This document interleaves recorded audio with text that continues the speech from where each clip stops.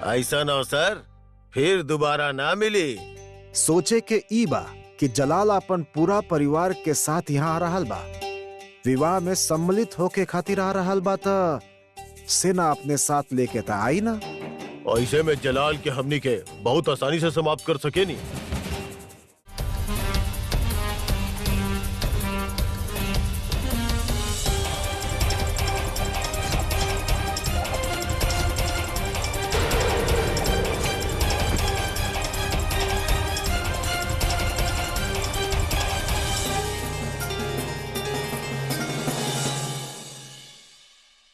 हम पूछ रहल बानी, इतना सख्त पहरा होखला के बावजूद ऐसन भइल कैसे?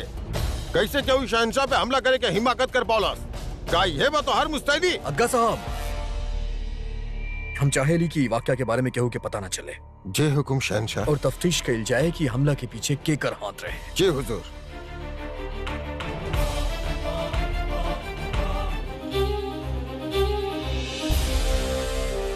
अक्का साहब, जौन बात हम आपसे करे जाता नहीं, बात सिर्फ हमने दोनों के बीच में रह के चाहिए। रघुआ यकीन कर सके शहंशाह, फरमाई। हम बहुत सोचनी और एगो सवाल हमरा जहन में आयल कि इतना बड़ फौज के बाद भी का कौनो दुश्मन हमरा ऊपर हमला करे की हिमाकत कर सकेला? कि सिपाही के नजर में आए बगैर हमरा इतना करीब पहुंच सकेला? ना शहंशाह। अक्का साहब, हमके अंदेशा बा कि हमला के पीछे केहू आपन के हाथ बा। आपन नजर मुस्तैद रखी और बिना केहू के नजर में आई मालूम करी क्यों के गद्दार बा जे हमरा पे हमला कैलस।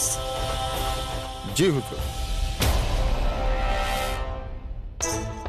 ये केहू भी समझ सकेला कि हमनी में सही केहू गद्दार बा।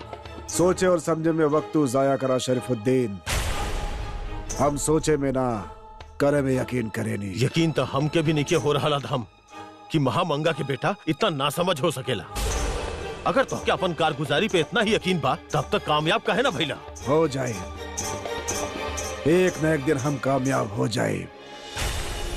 तू बस सोचा थी रहिया और देखिया, एक दिन तोहरा आंख के सामने हम आगरा के तख्त पर बैठा और दिल्ली हमार होखी और आगरा भी। ख्याली पुलाव पकावल बंद करा हम। तोहारी बेवकूफी एक दिन तोहरा के तख्त ना बल्कि कैद दिलवाई। तू जानत भी पड़ा कि तुम्हारी हरकत के नतीजा का होगी? सिपाही और मुस्तैद हो जाई है, चौकसी और बढ़ जाई और बादशाह पे हमला कल तो और भी मुश्किल हो जाई। आदम, खुदा के वास्ते अपन दिमाग के ठंडा रखा, सब्र से काम लिहल सीखा। तू सबर करे वाले शहंशाह ना बने ले, सजदा करके मर जालन। सबर तो के मुबारक होके। हम जलाल के खत्म करे की कोशिश जारी रखा। अधम,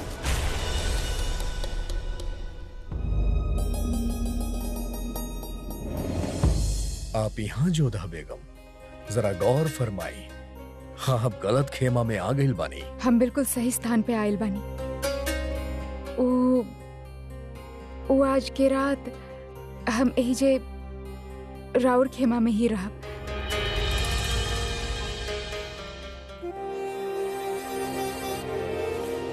वल्लाह, आज पहला बार केहू शहिंशाह के हुक्म देले बा और रवा ये हुक्म टाल भी ना सकेले। आपके मतलब? ओ अम्मी जान, ओ हमके कहनी की वाकई अगर ये उनका हुक्म बता हम टाल भी ना सकेली, ना तो आप बुरा मान जाए बाना जोधा में। खैर, हमार खेमा में हम आपके इस्तकबाल करता नहीं। हमके आपके साथ अपन खेमा बाटे में कोनो खुरेज ना। हम एजे सोचात बनी। अरे ना जोधा बेगम, अगर हमार अम्मी जान के ही पता चलल कि उनके बहू के हम बिस्तर पेश ना कहनी तो वो बहुत खफा हो जाइए। आप वहां सूझ जाइए, हम यहाँ सूझ जाएगा। जी ना, राउरी उपकार की आवश्यकता ना बा हमके। वैसे भी ई उपकार के बदले न जाने रवा काम मांग बैठा हमसे। हम एजे ठीक बानी। ठीक बा, फिर सांप बिच्छू के जान पे खुदा खैर करे। हम आज उनके जान ना बचा पाई, काहे कि केहू के जान बचा के बहुत थक गइल बानी। शब्बा खैर जोधा बेगम।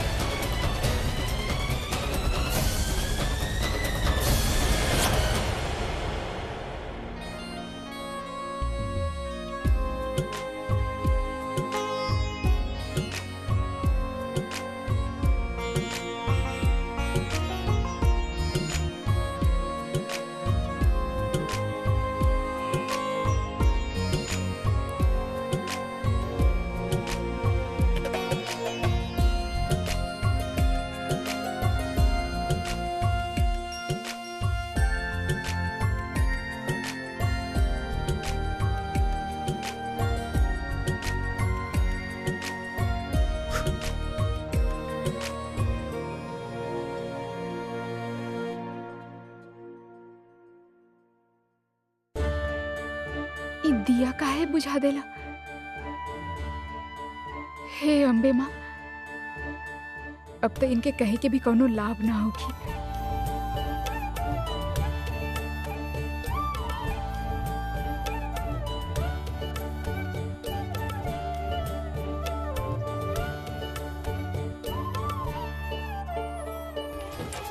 आमेर में मुगलन के स्वागत के तैयारी पूरे होखत रहे। होखे भी काहे ना, ऐसन पहला बार जे होखत रहे कि कौनो मुगल राजवंशियन के शादी में खास मेहमान बन के आवत रहे।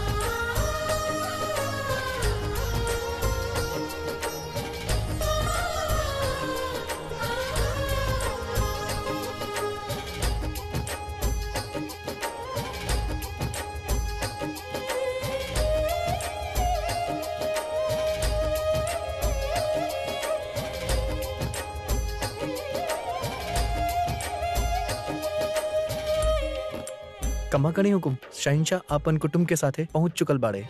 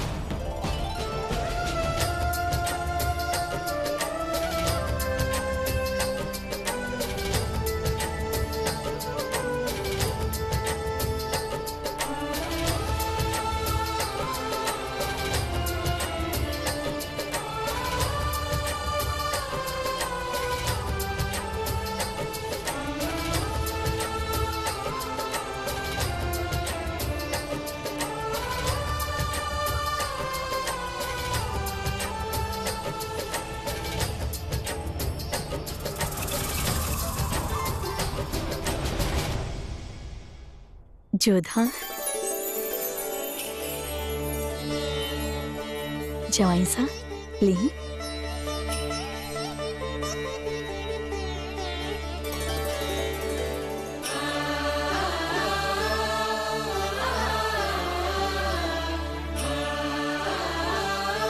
हमार बेटी और जवाई साहब पहला बार हमार देवड़ी पे पधरले बने।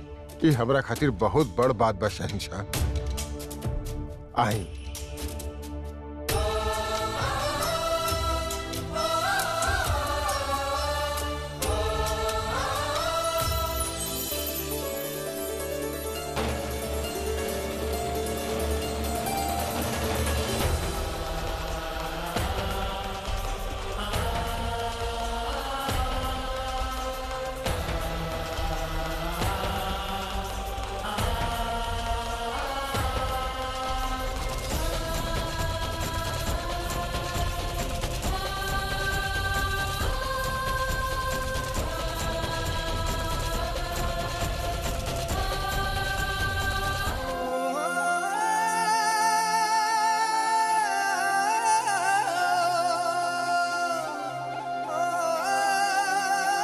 देखनी रहुआ, राहुल कक्ष बिल्कुल वैसे ने बा जैसे हमने छोड़ के गई रहनी।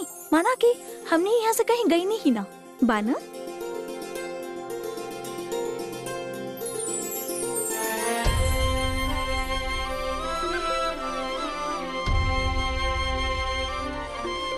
ये तो मायका के सुख हो खेला, भीतर पैर रखते ही शांति मिल जावेला, कुछ ना बदलेला वहाँ पे। तू भी तो बहुत दिन बाद आ मेरा आइल बड़ू। जा अपन घर वालन से मिला। बचपन साथ में खेल्या कूद्या, तोहार कांच के चूड़ी ना चाहिए। ई समझ ली कि हम अपन सबसे प्यारी चीज दे देनी तोरा के। कल पहन लिहा। सुकन्या, तहार दिहल हर चीज हमरा खातिर अनमोल है। ई कांच के चूड़ी भी और तहार गुस्सा भी।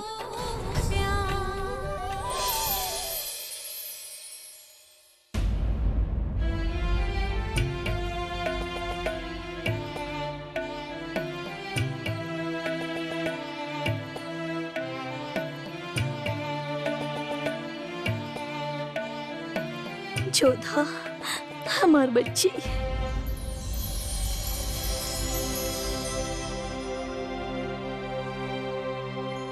हमार लाडू क्रोधित बिया ना हमसे, ऐसे दृष्टि ना मिलावत रहलू। हाँ मासा, हम रउआ से क्रोधित बानी, जेकरा पे सबसे ज्यादा विश्वास होके यदि संकट के समय उहे मुंह फेर लेवे तब बेटी के मन टूट ही जाई ना। भरल सभा में रउआ हमके अपना साथ ले जाए से मना कर देले रहलू। आगरा भी हमसे मिले बिना चल गए रहनी रउआ। ऐसन कौन से गुनाह कहले रहनी हम जेकर इतना बड़ा दंड दे रहल बानी हमरा के।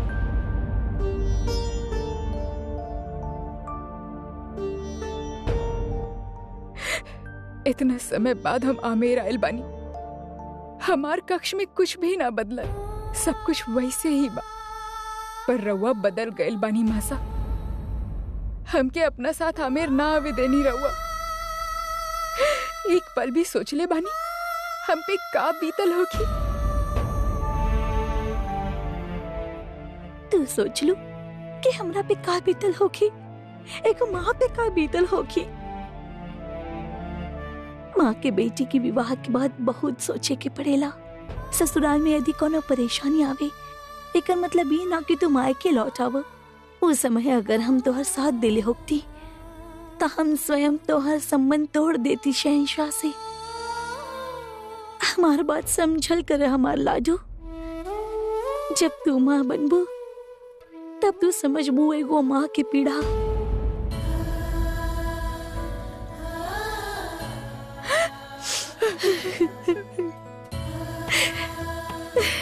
हम राउर परछाई बानी मासा, और परछाई के ता अधिकार ही ना होखेला कि देह से अपन दृष्टि फेर सके। देख लो, अवसर मिलल ना कि मासा अपन प्यारी लाडली के गले लगा लेनी। हाँ मासा, हमने के भी प्रेम चाहिए आज। जी जी। कैसन बाड़ू? अच्छा भाई।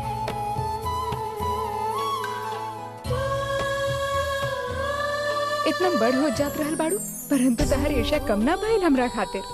वो झगड़ा, वो हट, वो सब रउआ साथे ही चल गइल रहे। और जब रउआ वापस आइल बानी ना तो हम फिर से वो पल के जिए चाहते। देख लो, जब सोचने भी तो खाली अपना बारे में। अब हमार का मासा देखी ना।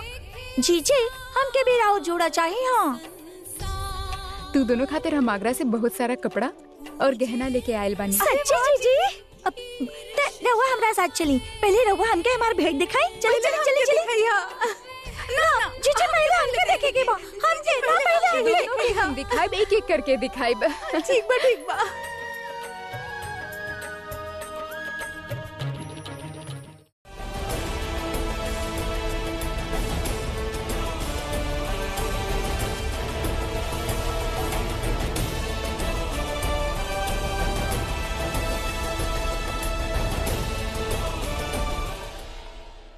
शहंशाह, आपके घाव भी भरल नहीं खे।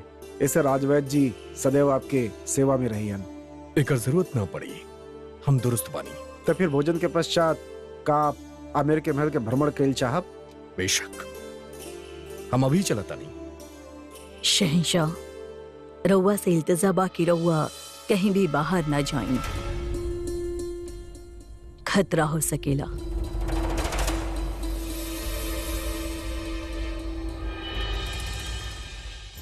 हम यहाँ पे भी रह के का करब बड़म्मी।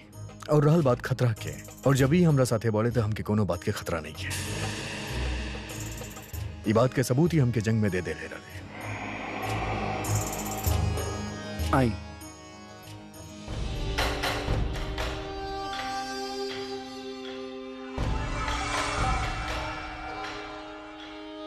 अदहम नोश फरमाई।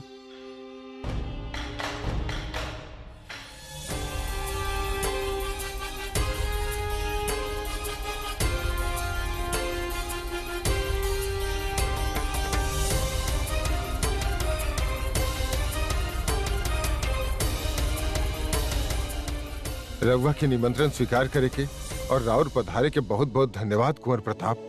कुंवर प्रताप, रउआ मासा कैसन बानी? अच्छा बानी। सब देख रहा बानी कि कब हमार प्रदेश विदेशी आक्रांता लोगन से मुक्त होगी।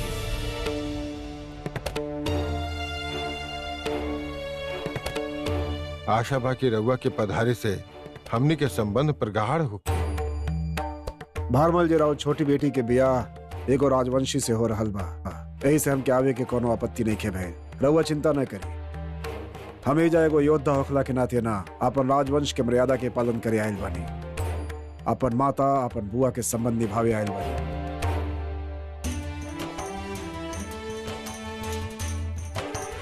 आई रघुआ के अतिथि गृह तक ले चली।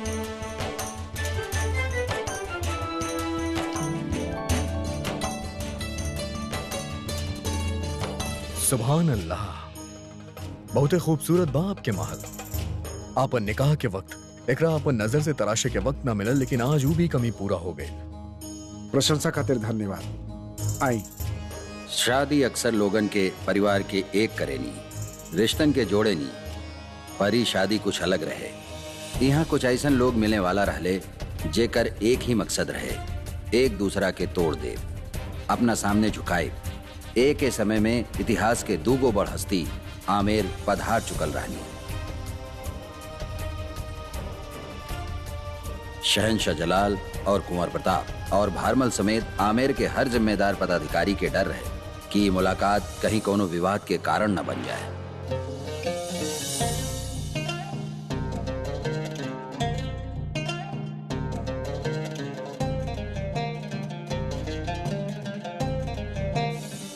वो आपके मंदिर बना और वो बाजार और वो रास्ता सीधा तालाब की ओर जाएला, जहां आपके यहाँ की औरत घनघोर के पूजा करेली बाना। बहुत पैनी दृष्टिवार और शहंशाह और अद्भुत स्मरण शक्ति भी। पैनी दृष्टि और तीक्ष्ण स्मरण शक्ति हर एक योद्धा के पास होके के चाहिए। ऐसा अस्त्र के रहते कोनो योद्धा अकेला ना रहेला। मुगलन के सैनिकन के संख्या बहुत बा, कुछ 5 सहस्त्र होकी हन। जलाल की सुरक्षा व्यवस्था बहुत कड़ा बा। आशा व शीघ्र ही हमारो शत्रु से आमना सामना होगी। हम ओके देखे और जानल चाहता नहीं। आई।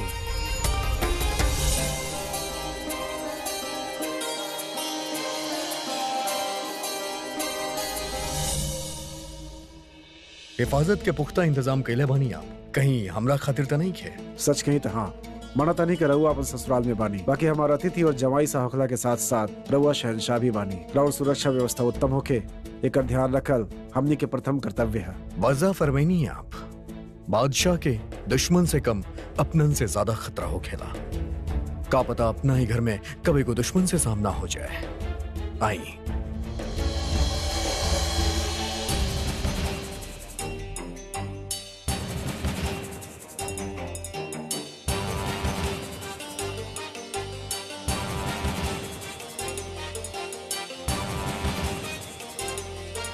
हे अम्बे मां, सामने से कुंवर प्रताप आ रहल बाड़न। कहीं शहंशाह के साथ उनका विवाद ना हो जाए।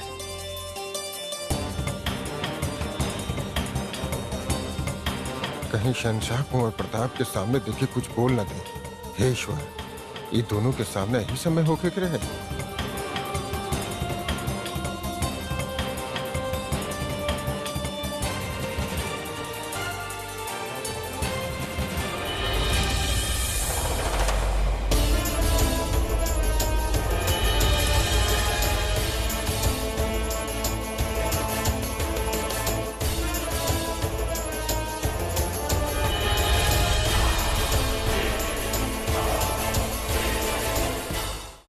और इनकर तारीफ?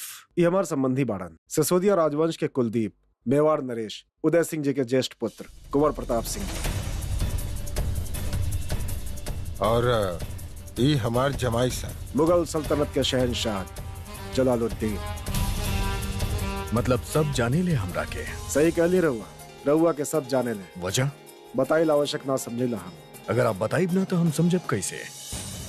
बात समझे के ना अवसर के बाद इस शुभ अवसर पर हम कोनो भी बुरा बात ना कहना चाहता नहीं। अगर बात बुरा बा तो मतलब हम बदनाम बानी। रहुआ अच्छे से जाने नहीं। एक आध के छोड़ के बाकी राजवंश में राउर छवि कैसन बा। हमरा लेके आपके दिल में का ख्यालात बाई तो आपके नजर से छलकत बा। बात समय के है।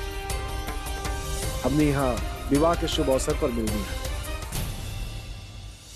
वरना हमारा आँख के अलावा हमारा पास और बहुत कुछ बा जे बोल सकेला। हम भी यहाँ जंग करे ना आइल बानी, ना तो हमार शमशीर भी जवाब देत। लोहा हमार तलवार में भी बहुत बा।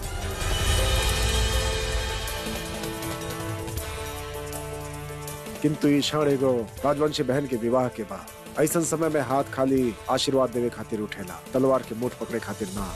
हम शत्रुता और मित्रता दोनों ही संबंध के ठीक से निभाए जानी ना। हम भी रिश्तेदारी बखूबी निभावेली, यही खातिर राजा भारमल जी की यहाँ अपन रिश्तेदारी निभावे आयल बानी। जंग खातिर ये मौका माकूल नहीं खे। अगर आप रास्ता छोड़ी तो हम आगे बढ़ जाए। रहू आयल रहनी हमार मार्ग में।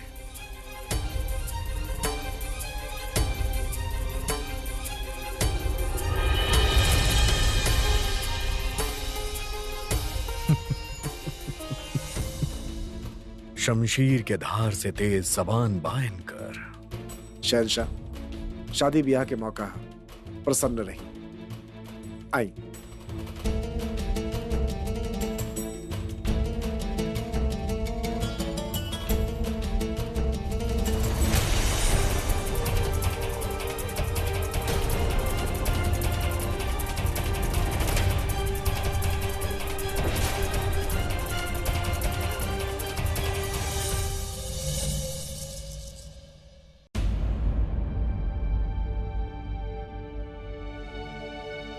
राजा सा का रहुआ कुंवर बाजेंद्र सिंह के आप भगत के लेके चिंतित बानी? ना, उनकर अगुवाई और सत्कार के लेके हमके कोनो चिंता नहीं है। बाकी चिंता है बात के बाकी सुकन्या के विवाह में कहीं कोनो विघ्न न आ जाए। शुभ शुभ बोला भारमल, शुभ शुभ बोला।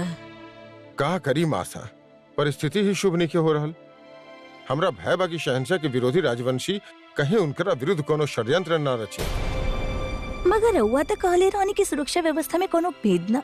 मैनावती, ताला बनावे से पहले कुंजी बनावल जाला। आज तक ऐसा कोनो ढाल नहीं बनल जिकरा भेदे वाला तलवार न बनल होके। सुरक्षा व्यवस्था कितना ही कड़ा काहे ना होके, बाकी शत्रु ओकरा भेदे के कोनो न कोनो मार्ग निकाल ही लेवेला और ऐसा ही शुभ अवसर पे घात लगावल जा सकेला। कुंवर प्रताप हमारा आमंत्रण स्वीकार कर लेले बाड़े। सुकन्या के विवाह खातिर वो कुछ समय खातिर अपना बैर भुला देले बाड़े। बाकी हमके भय बा कि शहंशाह के समक्ष पाके उनका क्रोध कहीं फिर से न उबल पड़े। चिंता मत करे भारमल, हमके पूरा विश्वास बा कि मेवाड़ के सिसोदिया वंशज कुंवर प्रताप अपन बुआ के ससुराल में ऐसा कुछ ना करी है, जोने से उनकर बुआ शिशोदिनी जी जयवंती बाई के कोनो मानसिक कष्ट पहुंच सके।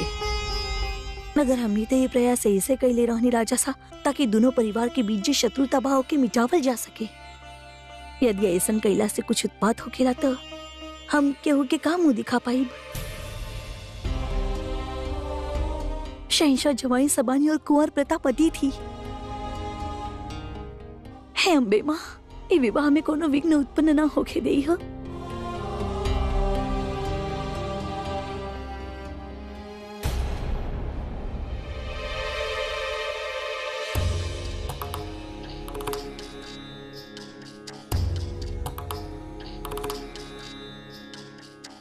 आई जोधा बेगम, तशरीफ रखी। हमके रवा से कुछ जरूरी बात करे के बा। आप जब भी हमरा पास आवेली आपके जरूरी बात ही करे के हो खेला। फरमाई। वो आज रवा कुंवर प्रताप से मिलल वो रहे। हमसे मिलने रहले, हम उनसे मिलने रहनी। अब एमे जरूरी बात का बा? हम न चाहेनी कि हमार बहन के लगन मंडप वीरन के संग्राम क्षेत्र में बदल जाए। चली ही बहाने आप हमके बहादुर जंगबाज तो समझनी। बापू सब बहुत चिंतित बाड़े कि रउआ और उ लोग में झगड़ा ना हो जाए। यही से हम रउआ से विनती कर रहल बानी कि रउआ उनसे झगड़ा मत करिया। तो ई बात बा, हमके एक पल खातिर लागल कि हमार बेगम के हमार फिक्र होखे लागल, पर आपके तो आपके वालिद साहब के फिक्र बा। जी, हम उनसे बहुत प्रेम करेनी। खुदा के शुक्र बा आप केहू से तो मोहब्बत करेली जोधा बेगम, केहू तो बाजे आपसे महफूज बा। खैर, हम आपसे वादा करत आनी कि कम से कम हमरा तरफ से तो कोनो पहल ना हुई, लेकिन आपके हमार शर्त माने के पड़ी। कैसन शर्त? हमार पहला शर्त, अगर उनके तरफ से हमार मजहब या हमार लोग के तरफ उंगली उठल तो हम ई वादा भुला जाएगा। स्वीकार बा, ऐसा ना होगी। और हमार दूसर शर्त, हम जब तक यहाँ आमेर बेवानी आप हर रात हमरा साथे हमार होजरे में रहब। ई कैसन शर्त था? हम इस शर्त के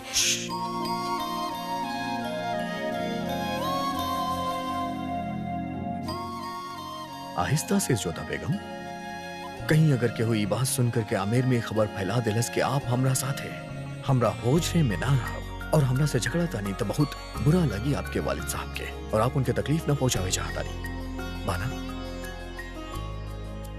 भाई, मजा आ गए। यहाँ तो आप हमसे झगड़ भी ना सकेली।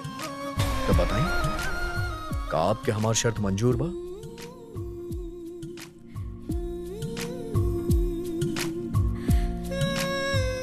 ठीक बा। रवा इतना समीप काहे बैठल बानी हमरे? जोधा बेगम, हमरा हाथ में दर्द होत बा। उकाबा की आपके वजह से बाग में हमके जख्मी कैले बाता, मरहम भी आपके ही लगावे के पड़ी बाना।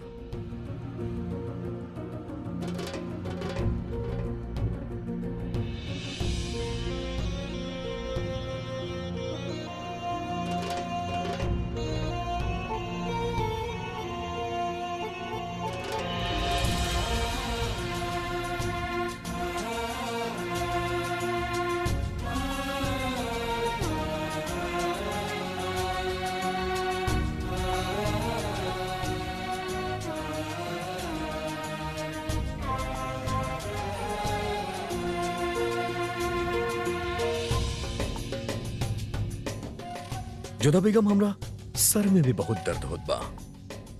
हम चाहता नहीं कि आप हमार सर दबाएं। उकाबा के अक्सर आगरा में ही काम हमार गुलामी करेला, लेकिन आमेर में रहत अगर कोनो बांदी हमार सर दबाइलस तो बहुत बुरा लागी आपके वालिद साहब के। बाना जोधा बेगम?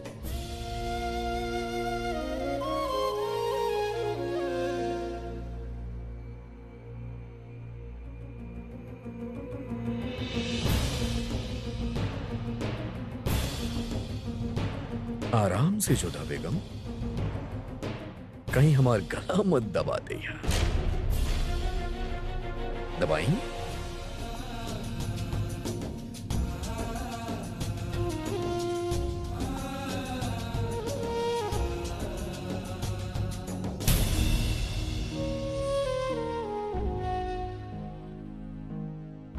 अपन जामा उतारी।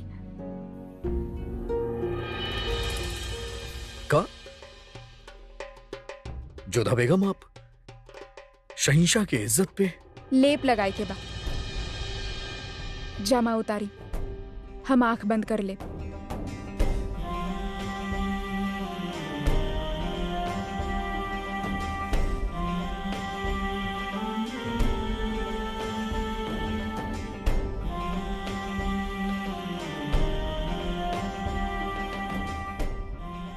इली जोधा,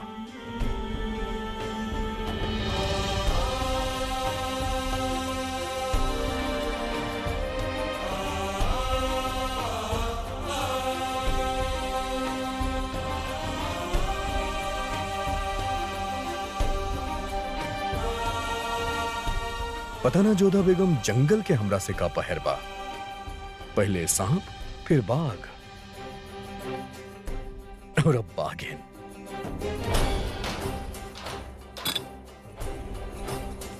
अब अपना आप से ही लेप लगा लिया।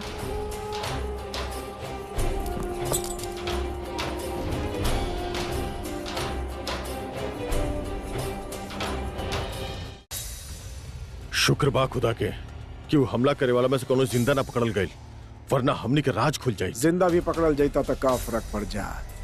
जब हमनी उनसे मिलल रहनी, हमनी के चेहरा नकाब से ढकल रहे। वो खुदे न जानत रहे कि हमनी की असली पहचान का बा। हमनी जितना सोचले रहनी ओकरा से ज्यादा हिफाजत के इंतजाम कल गई बा शहनशाह खातिर। उनकरा पे हमला कल मुश्किल हो गई बा। कितना सारा लोग बाड़े यहाँ। शरीफुद्दीन, सिक्का के दूसरा रुख तो देखा। जितना ज्यादा लोग उतने मुश्किल हो कि जानल कि शहनशाह के साथ भयल हादसा के असली जिम्मेदार के बा। फिकर मत करा, दूसरा मौका हमने के जल्दी मिली। अधम, वैसे तो हमके तोहार दिमाग पे बिल्कुल यकीन नहीं खे, लेकिन तोहार जुनून देख के तोहार बात पे यकीन करके दिल करेला। तारीफ खातिर शुक्रिया। ख्याल रखिया, अब से अपन मकसद के बारे में यहाँ बात ना कही जाए। हमके यहाँ के लोगन पे बिल्कुल यकीन नहीं है। चल रहल बानी। अलविदा। खुदा हाफिज।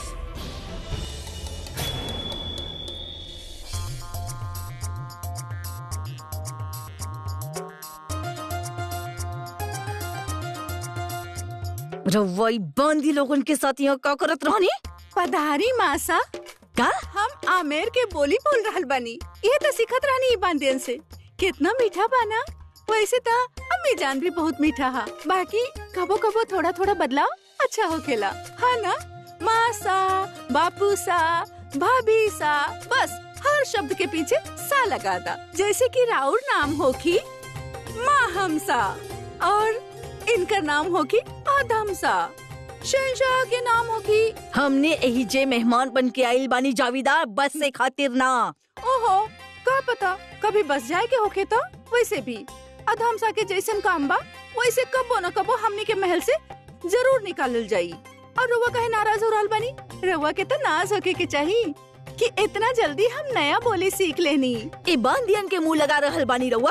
का अब हमके रउआ के सिखावे के पड़ी कि छोट ओहदा के लोगन के साथ कौन तरह से पेश आवे के चाहिए? अब छोट होके या बड़, सीखे में का बुराई बा? वैसे हम रउआ के एगो बात कही मासा, हमार मतलब है अम्मी जान, हमके ना यहाँ के लोग बहुते पसंद आ रहल बड़े। तो एगो काम करे तानी, रउआ के यही जा छोड़ के चल जातानी। रउआ के आगरा आवे की कोनो जरूरत ना बा। खुदा खैर करे, रउआ हमके वहाँ याद करके आंसू बहावे और हम यहाँ रही।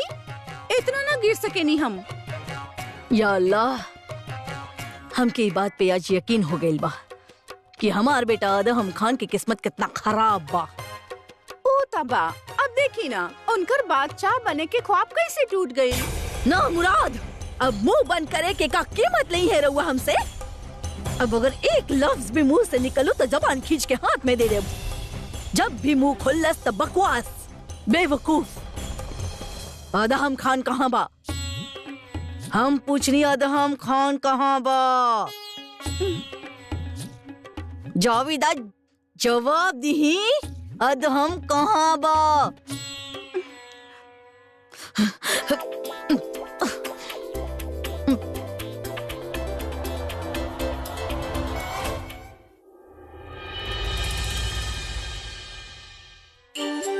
बहुत प्रसन्न दिख रहे बानी रहुआ। हाँ बिल्कुल बानी। आज इतना दिन बाद देवी माँ के दर्शन जे करब हम आमेर में।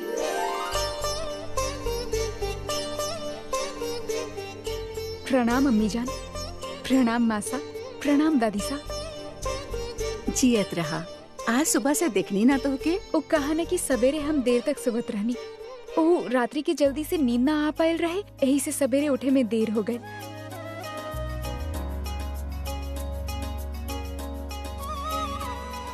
कोनो बात ना, हर लड़की के मायके में गहरी नींद आवेले।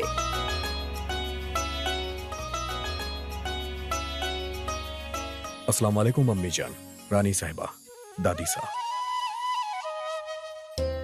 अरे जोधा, तो देवी माँ के मंदिर दर्शन करे जा रहल बाड़ू ना, तो जमाई सा के भी अपना साथ ले जाओ। वो भी दर्शन कर ली है। देवी माँ तू दोनों के दीर्घायु करें। हम, परंतु दादी सा शहनशाह, हमारा अर्थ बा उनकर धर्म। शायद उनके वहाँ जाए ठीक ना लगे ना। कहीं जोधा बेगम, जब आप एगो राजवंश होके के बावजूद हमरा साथे अजमेर शरीफ जा सकेली, तो हमके एगो मुगल होके के बावजूद आपके साथ जाए में कोनो एतराज नहीं है। शहंशाह मंदिर जही थंगा सिंह से कहा कि प्रबंध कर देवें।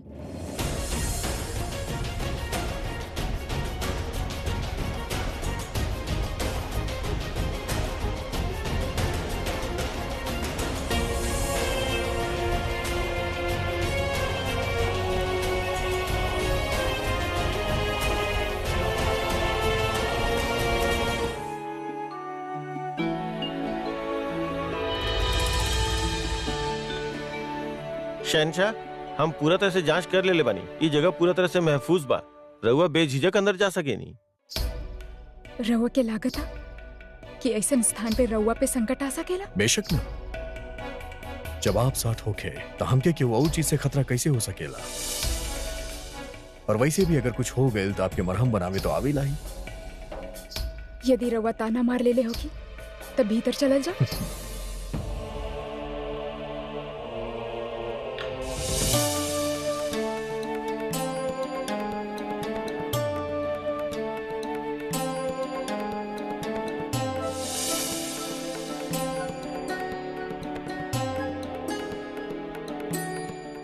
रुकी शहंशाह,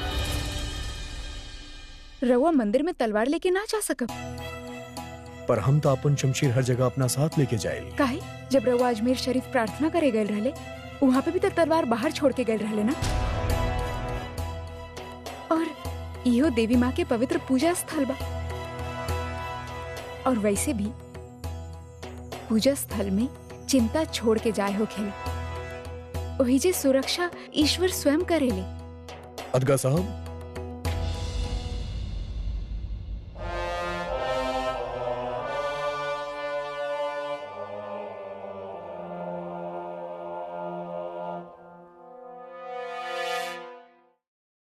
अब चल जाए।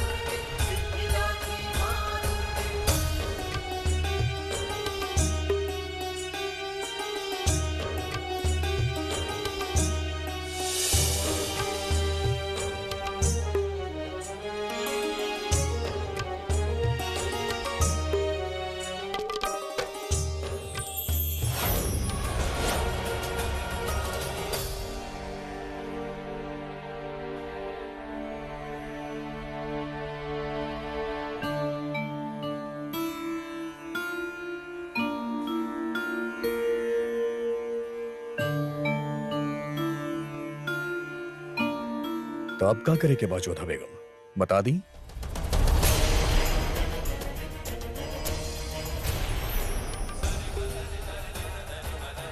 यही मिट्टी के बनल बानी हम, यही मिट्टी के कसम। उ जे केहू भी होके देवी माँ, उ राउर गहना उतर लेबा, हम ओकर सर उतार के ले आई। काबिल जोधा बेगम, हम आज तक आपकी पूजा करे के बाद सिर्फ सुकून में दिखले बानी, तो फिर आज आपके चेहरा पे इतर की का है? हमके स्वयं पे क्रोध आ रहल बा। आज तक देवी माँ से हम जे कुछ भी मांगी, ये हमरा के देनी। पर हम इनके एक ही वचन देले रहनी, एक ही संकल्प कैले रहनी कि हम रउआ के सर देवी माँ के चरण में अर्पण करब।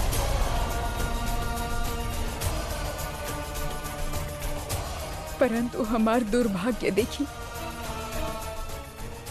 अब हम अपन उस संकल्प पूरा न कर सकब।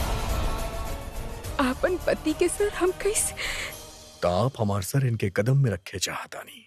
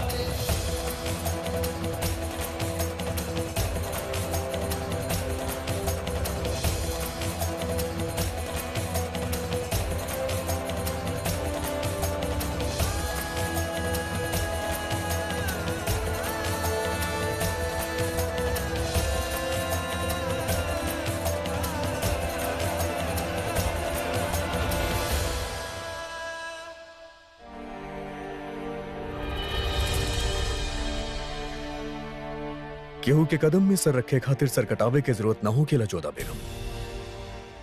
सर झुकाइल ही काफी हो खेला।